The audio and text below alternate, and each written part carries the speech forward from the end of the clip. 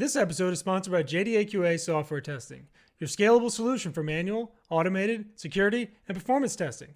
Check us out at jdaqa.com. And with that, let's get on with the show.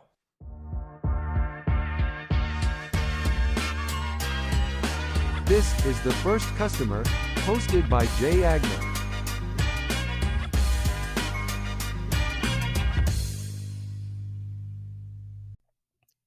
Hi, everyone. Welcome to the First Customer Podcast. My name is Jay Agner. Today, I'm lucky enough to be joined by Dan Goldsmith. He's the co-founder and chairman of Tendo, former CEO. He's launching his new business, co-founder of Proofpoint Capital, and the only guy who's been on the show twice with only one video to prove it. Dan, hello, my friend. How are you? Hey, Jay, I'm doing great. It's good to talk to you. It's good to talk to you again. I'm going to say that. I'm going to get this out of the way. I screwed up last time. We had the best conversation. He laid out all the things that anybody ever needs to do to be successful in business, and I didn't record it. So here we are again to do this, but it's good because now you have even more stuff to talk about. You're back in startup mode and Proofpoint Capital. So, first of all, where did you grow up, and did that have any impact on you being an entrepreneur? Wow. Yeah. So I'm a Philly native. I grew up outside of Philadelphia. And my upbringing absolutely had a big impact on me being an entrepreneur and learning how to start companies in a couple ways. First and foremost, I've always been someone who's been fascinated with how things work, breaking them down, building them back up, and trying to make them better. And that entrepreneurial spirit, if you will, was built in early on. I also think grit was a big part of my upbringing. Any founder, any entrepreneur, as you know, has to have grit and be willing to do things that others are not willing to do and take those risks, leap into the unknown. Look, I sort of looked at life through the lens of I may never be the smartest person in the room, but no one's going to outwork me. And it started when I was about 13 years old in my first job. I claim it was a software job because I sat in a back room, copying discs for a production company and shipping them out and working in a warehouse. And I've not stopped since. Love that. And when you say grit, I am curious.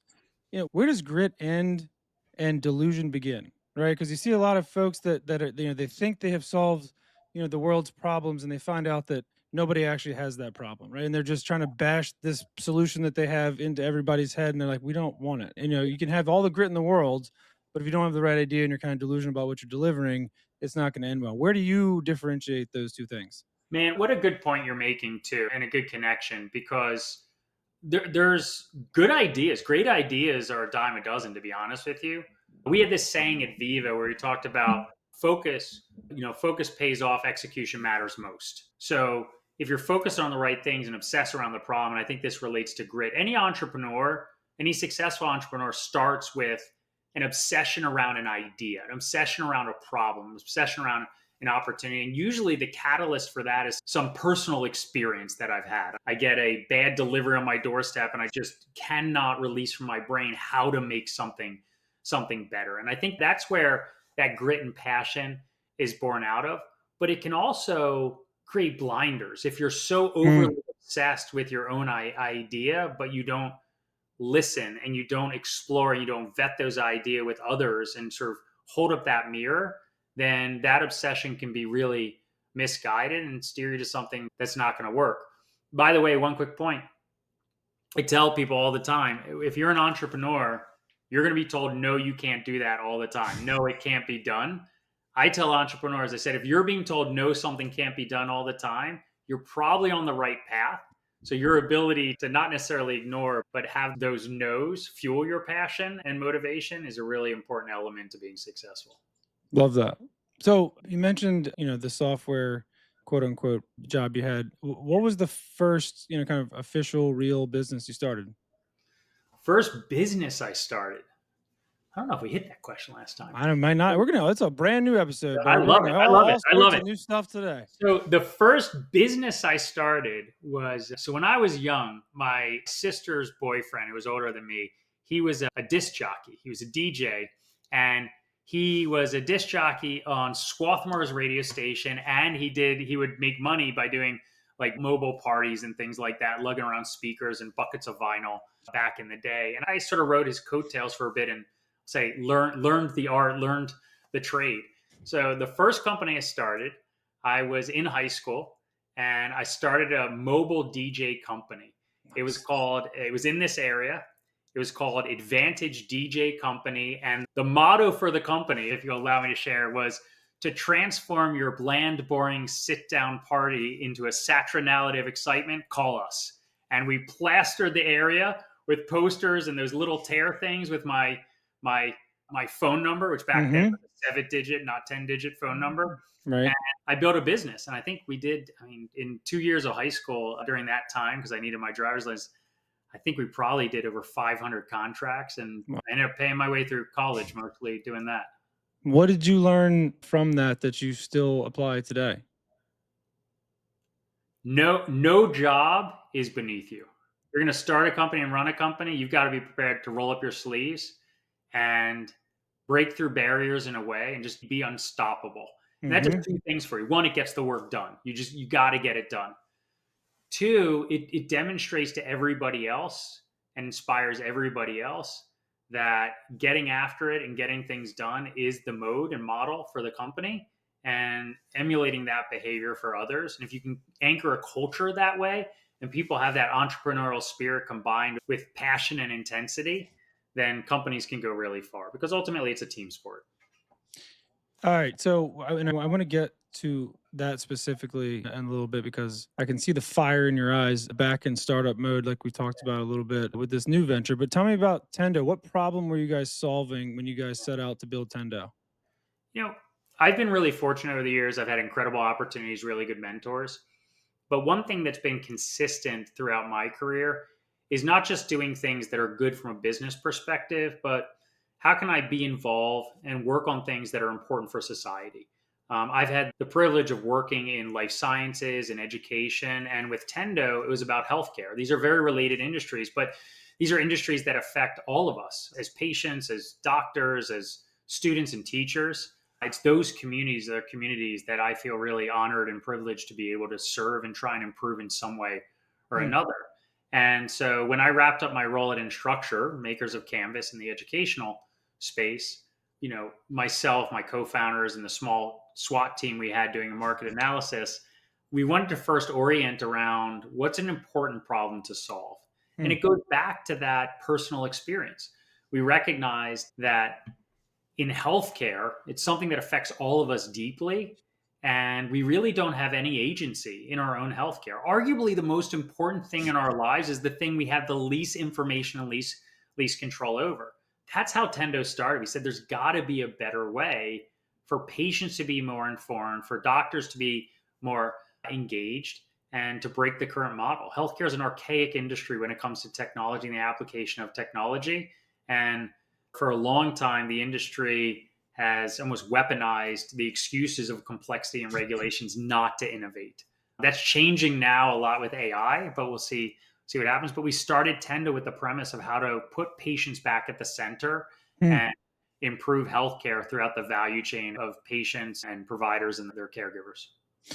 I mean, last time we talked, I made it very clear that the healthcare space was not one that I loved. I walked away from our last call, you know, much more appreciative of, the approach of you will never be able to solve, healthcare universally, not Yeah. universal healthcare, which we actually did talk about last time, but you're not going to be able to just, it's such a big problem that, like, that you can't just like, so I took our conversation last time and I was talking to other friends, and it did kind of just marinate with me that, there are very specific, concise problems to solve in that make huge impact. And you don't have to solve the full umbrella of everything with healthcare to start to make really big impacts in specific areas to where eventually, if enough people do this, we'll attack it and kind of break it down into its components. And, whether it's, the AI scribe stuff that people are, using for the doctor's office, or whether it's, stuff like you guys where you're kind of getting in between the patient and provider, all that sort of stuff is very interesting. So I walked away with a better appreciation,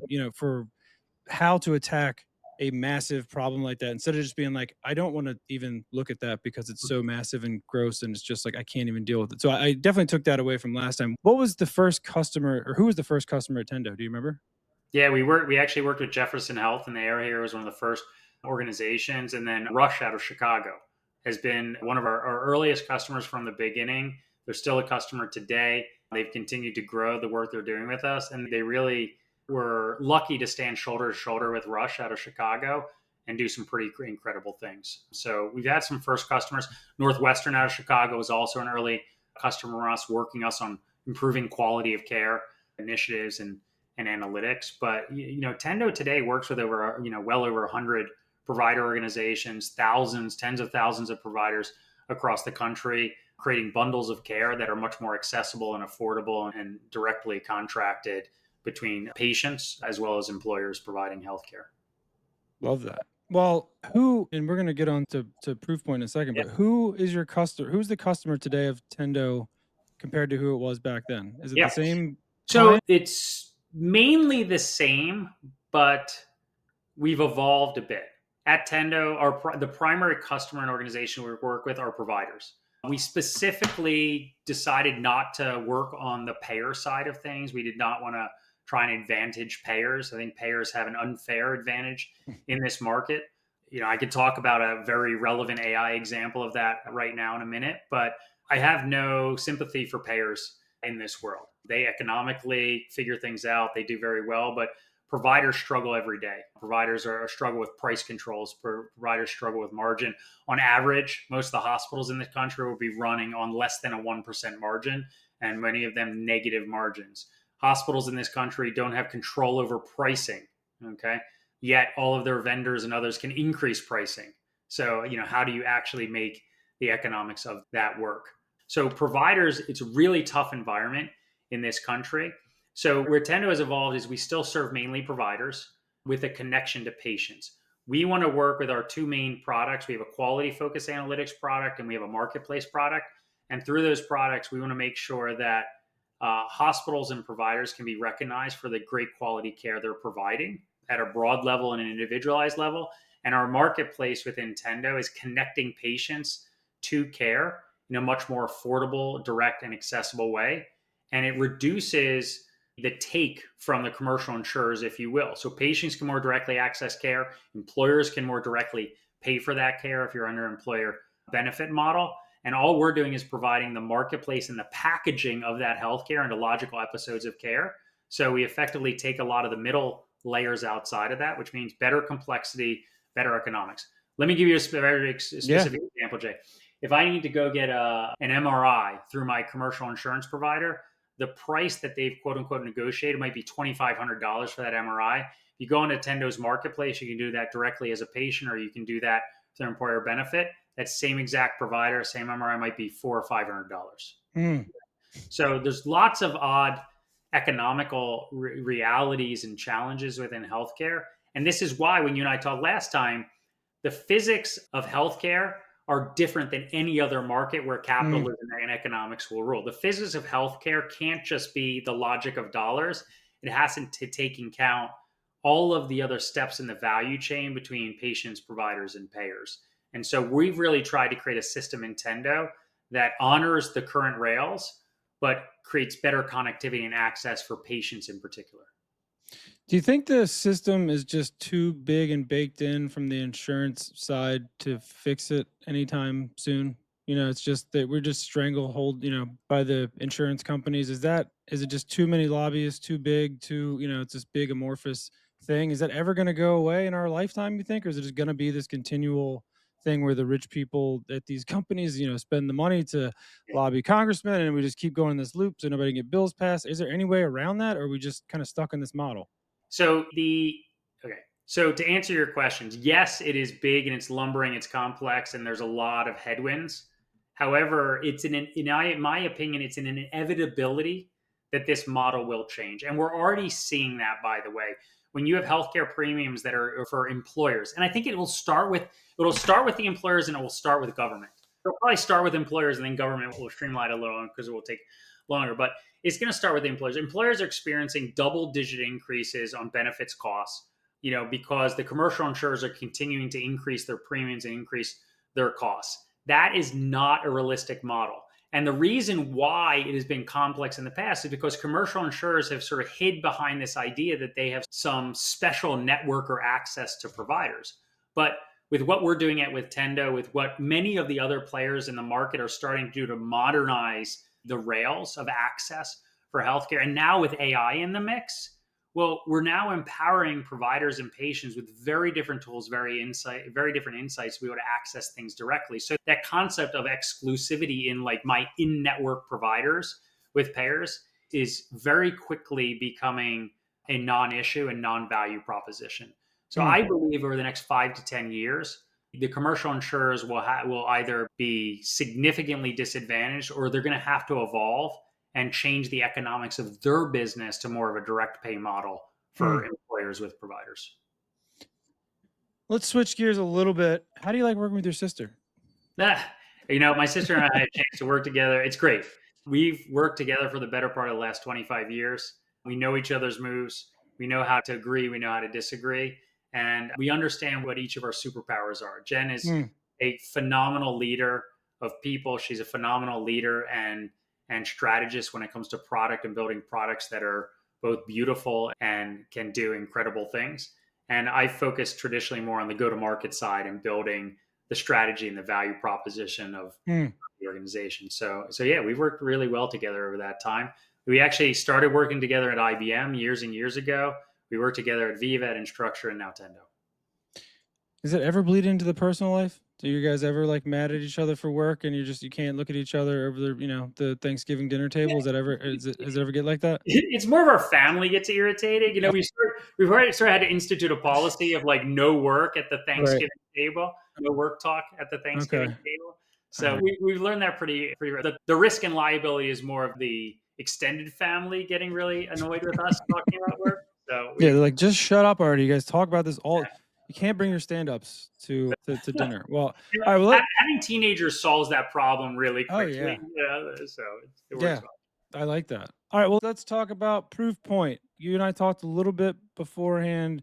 I do feel like the ones that make it and kind of start to look back about how do we kind of rebuild this, and you start talking about the startup kind of feeling that you had, and I definitely feel that kind of energy and juice coming from you since we've been talking today. And so where did the idea for Proofpoint come from? What is it? What are you guys trying to do with it? So let me start a little bit with the origin story. Sure. Myself and my partners at Proofpoint are Matt Wallach, who's one of the co-founders of Viva, and Matt and I have worked together for over 25 years now. Our careers grew up together. And then John Brassington. Matt and John are both Philly locals as well. John is an iconic entrepreneur. He started a company called Liquid Hub, a tech services firm, grew that to a large scale, and then sold it to Capgemini and then ran their digital practice. But all three of us have had a 30-year career of operating and building companies from startup to scale. We've made mistakes along the way. We've learned from those mistakes, and we've become very empathetic towards that founder's journey and that experience when starting and scaling a company. It's not for the faint of heart, but it's something that's very important. For the last decade, we've been investing more as angel investors and even I'll call it a super syndicate of angel investors. We've probably deployed, we're talking about tens of millions of dollars into 40 plus companies, and many of them invested together. The reason why we started doing that, frankly, is both the joy and opportunity to be connected to many things that are at that origin stage and building from that early stage. Recognizing that given our experience and our journey building some of the most iconic companies in the market today, like Viva, gives us a distinct advantage and point of view on how to help companies grow and scale. Hmm. During that time, we also recognize things we're not good at. There's certain categories and companies that have not gone well. So, we invested in a social media company that went out of business. We're not going to invest in social media companies. But when it comes to vertical SaaS company and enterprise software and things in the life sciences or education or financial services industries, we can really be helpful to entrepreneurs. So first and foremost, it's driven by that desire to want to help others and share the lessons that we've learned to advantage those companies. We think we can pick, win, and build better than any other investor out there, or at least Hmm. be one of the best investors in the market. So Proofpoint's an operator-led fund. We just announced it about a little over a month. We're already off to the races and super busy. And yeah, I'm in startup mode again. I'm doing everything it takes, rolling up my sleeves and with John and Matt to get things moving. We are working on our first close right now. We have some great investors. Our first investors are all entrepreneurs and executives that are joining us in this journey. And I think what is unique is our ability to work with entrepreneurs. We've already made 4 investments, by the way, warehouse those for the fund. And our unique ability to apply our pattern recognition to those companies is number one. And then number two, a lot of investors talk about having a operator bench or operating advisors, and it typically shows up as pixie dust through the sales process, but it's not really enduring after that. Our operator network is curated from the people that we've worked with in the trenches for the last 30 years. So if we're going to help a company out and they need help with something specific around sales, we've got a Rolodex, 100 people plus long, that we can tap into companies and really help them succeed. So we want to tilt the tables towards our investments advantage. Well, is there anything specific you guys are looking to invest in as far as company type? I mean, I know you're the healthcare guy, then you got Viva and Liquid Hub and more tech services. What is the sweet spot for you guys? Yeah. So generally, we want companies that are post revenue, call it about 250K to maybe about 5 million in revenue. We're investing primarily in seed and Series A. The reason why we pick that stage of company is because at that stage, we feel like we can have the greatest impact. We can work with companies in the early stage and help them clear the path and shape their future to success and accelerate that. So that's the sweet spot for us. And then, like you mentioned, certain industries and models work well given our experience in pattern recognition. So B2B companies, vertical SaaS, so software companies that are industry specific, enterprise software companies, then AI. We're doing a lot of AI stuff out there, man. There's just AI's everywhere, but there's a lot of fake AI and there's far fewer real AI right now. So we're wading through that and figuring it out. I think my first favorite fake was the Amazon stores that were like the people watching with video cameras from overseas or wherever it was. Now, while remaining nice, talk to me about the Philadelphia investment and VC and just like that scene. I've heard and been in the space for not nearly as long as you have, but just like I am aware of the general perspective of money in the city, and maybe even the value or the number of companies there are of value to invest in, right? So there's like the two sides of it. It's like the people who need the money and the people who have the money.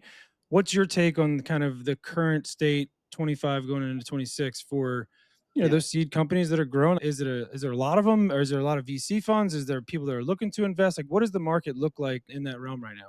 Yeah, look, I mean, the market itself writ large, there's a lot of money in private equity and VC right now. You're talking about an industry that's a $15 trillion industry that's going to grow to 30 billion or to 30 trillion not long from now in assets under management in this category. So there's still a lot of capital in the market, and it's a growing category, and there's a lot of companies looking for capital. So while the dynamics of raising money and building companies and capital investments has changed, especially since COVID, there's still a lot there. Now, when it comes to Philadelphia, the way I would describe Philadelphia is a city of missed opportunities. And what I mean by that is if you look at the large technology paradigm shifts going all the way back to the internet in the 90s, to cloud computing, to mobility, to the Internet of Things and others, Philly has been a healthcare, life sciences, financial services town. And while there's been other metros, now, obviously, we all talk about Silicon Valley, but when you look at other metros like Salt Lake City or Austin, New York, and others, they've been able to get on the bus and grow and take advantage of that from both a technology entrepreneur, a technology startup, and a capital perspective. Philly has not been able, not being disparaging to anyone out there, there's a lot of great people here, but they haven't clicked in and been able to board the bus in the same way and get the same returns. There's a lot of work we need to do in Philadelphia. At Proofpoint, we're investing companies across the US, and we have the network to really tap in and do that. But hopefully in our efforts in building Proofpoint, we'll also inspire a generation of entrepreneurs and a generation of capital sources to change the face of Philadelphia and put us more on the map when it comes to the top tier city for capital resources and technology companies. So there's an opportunity there. We just haven't been able to take advantage of it to date. What is the biggest thing you think would help that?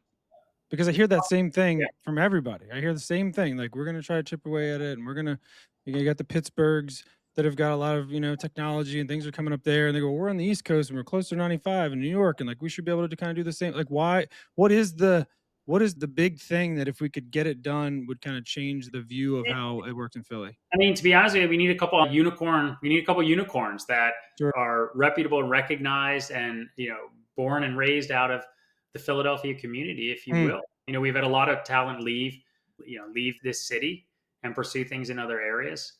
And so if we can be helpful in that would be great.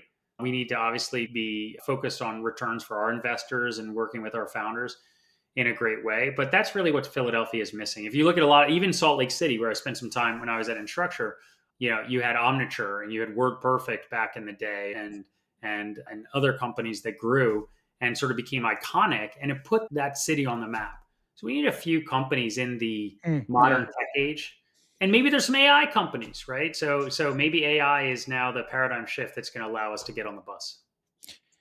I mean, as far as the level of success, you're up there very high when it comes to Philadelphia entrepreneurs. How do you, in this space now, you're kind of, you're in a capital firm, you're going to be, the man, for lack of a better term, when it comes to these companies that are coming to you and you're working with them and stuff. How do you stay humble? You're just a humble guy, I think, is Yeah. the answer to this. But how do you stay humble and keep that startup perspective and kind of put yourself back in the shoes of the people that you're kind of trying to help, instead of looking at it from your current viewpoint, which is like, not saying you figured it all out, but like you've had a lot of success, and like you kind of figure out, how do you step back into those shoes of being uncertain, to kind of, not being able to trust any, the things you hear, and like building this business. How do you keep perspective between the two? Yeah, I mean, I would say that's actually our differentiator, and that's what we're passionate about. I mean, one of the reasons why we started this firm is to be able to step in the shoes of the entrepreneur, stay true to our roots, and remembering what it was like to grow up in this space and what it's like to be, the small, scrappy startup, sort of fighting for recognition, fighting for those first customers. That's really important. That's hard to do, but it imprints on you. When I interview salespeople, one of the most important thing is I ask salespeople, I say, what is the most memorable deal you've done as a salesperson? And if Hmm. they can't answer me of what that is, what company it was, who the buyer was, and all the details of that, I won't hire that person. Because, as business leaders, as salespeople, you sort of wear those experiences as a badge of honor. Having gone through those experiences, they really imprint on you. And so it's not exactly about staying humble. It's more about staying grounded in the reality of what it's like in that journey. And I think today, I mean, 30 years ago, I don't remember all my friends in college saying, hey, let's go start companies, and jump out of that during college or right after college. Now we have a whole generation of really brilliant young professionals that are motivated to change the world, to innovate, to start things and scale them. We believe at Proofpoint, if you marry that type of innovative mindset and unrestricted thinking, especially when it comes to technology and AI, with seasoned pattern recognition around business, you have the perfect combination. Like AI is changing everything right now, but the fundamental of business and connecting with people have not changed. So that's what we're hoping to bring together. Love that. All right. Well, it's been the second best interview we've ever had, or maybe the first best. This was awesome. Dan, you are, like I said, there's maybe we need a Mount Rushmore of, kind of tech people in Philly. I think you belong up there. You're a very approachable, empathetic guy, and I love it about you. I think we kind of hit it off when we first talked, and I just, I appreciate the vibe and, everything that you guys have going on there. So, I want to say thank you for being on, and, if people want to reach out to you about something they heard today, how would they do that? Just my email is dan@proofpointcapital.com. I'm very accessible. Anyone feel free to reach out. But Jay, I want to thank you. I love chatting with you. I'm glad we were able to do this a second time officially That's it. on the record. And I'm happy to come back and visit any point in time and Yeah, shoot man. and You got to talk get about all the boys together. We'll get them on. So I appreciate it. it. All right. Well, enjoy the holiday season, my brother, and we'll catch up again soon. Dan, you're awesome. Thank you, buddy. You See take you, care. man. Thanks.